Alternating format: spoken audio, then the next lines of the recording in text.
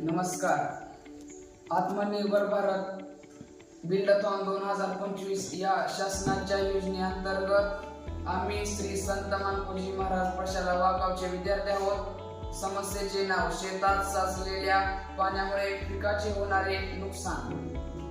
समस्या: पाऊस पडल्यानंतर जेथे खोल जमिनी किंवा लवणाच्या जमिनी आहेत तिथे कित्येक दिवस पाणी साचून राहते. पुराचे पाणी देखील कित्येक दिवस साचून राहते. ही समस्या अनेक शेतकऱ्यांच्या बाबतीत दिसून येते. साचून राहिलेल्या पाण्यामुळे पिकांचे खूप मोठ्या प्रमाणावर नुकसान होते.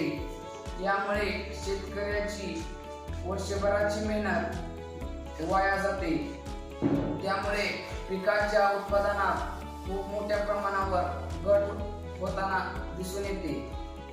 उपाय: आम्ही वॉटरस्टार या माध्यमातून तुम्हाला पाण्याचा निचरा कसा होतो हे दाखवणार आहोत.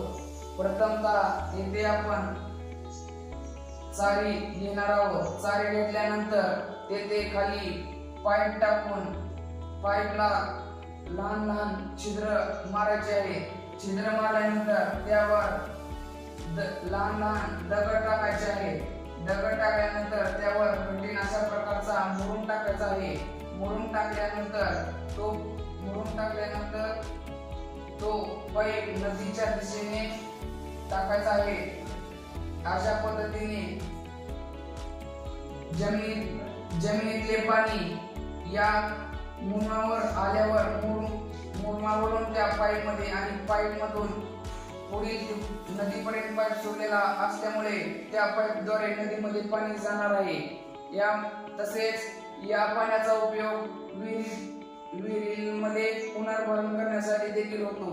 या पद्धतीमुळे डाळिंब, द्राक्ष, पेरू, ऊस, कांदा अशा अनेक पिकांचे नुकसान आपल्याला टाळता येते.